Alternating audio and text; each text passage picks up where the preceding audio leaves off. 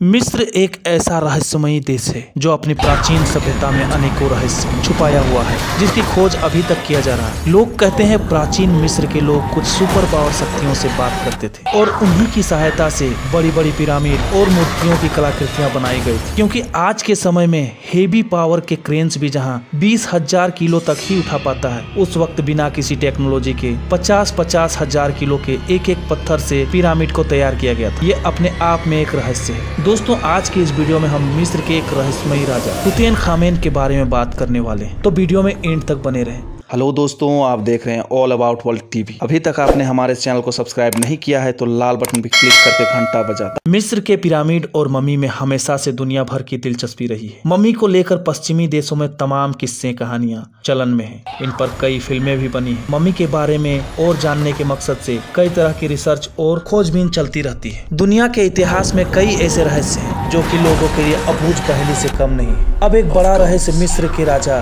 को लेकर भी बन गया है। दरअसल चर्चा है कि करीब 3000 साल पहले मर चुके मिस्र के राजा तुतनखामेन अक्सर लोगों को दिखे। इस तरह तुतनखामेन को इतनी प्रसिद्धि अपने शासन काल में नहीं मिली हो जितनी कि उसको मरने के बाद मिल रही है। कहा जाता है कि इस राजा की मृत्यु महज 19 साल की उम्र में ही हो गई और उसके बाद में तुतनखामेन की लाश को मम्मी में तब्दील करके रख दिया गया था। वर्तमान में भी काफी लोग इस राजा की मृत्यु के रहस्य के संबंध में रिसर्च कर रहे हैं। साल 1922 में ब्रिटेन के पुरातत्ववेत्ता हावर्ड कार्टर ने उसकी मम्मी को ढूंढ निकाला था। 85 साल पहले हावर्ड कार्टर ने तुतनखामेन पर रिसर्च की थी और अपने कुछ आंकड़े पेश किए। कार्टर के मुताबिक जब उसकी मम्मी मिली तो उसकी कब्र में हाथी के दांतों और सोने के ढेर सारे आभूषण भी रखे मिले थे। तुतनखामेन के मम्मी का चेहरा भी एक सोने की परत से ढका हुआ था और उसने एक ताबीज पहन रखा था। कार्टर ने बताया था कि उसने उसके चेहरे से कर्म तारों के माध्यम से सोने की परत को हटाया और उसके शरीर को 3 भागों में बांट दिया। साल 1926 तुतनखामेन के शरीर को सही तरीके से करके वापस फिर से रख दिया गया और उसके बाद 3 बार उसकी लाश को एक्सरे करने के लिए निकाला गया। 1968 में हुए एक्सरे से यह बात सामने आई कि एक हड्डी का टुकड़ा उसके सिर में धंसा हुआ है, जिसके चलते उसको मृत्यु हुई हो। साथ में यह भी माना जा रहा है कि तुतनखामेन की मृत्यु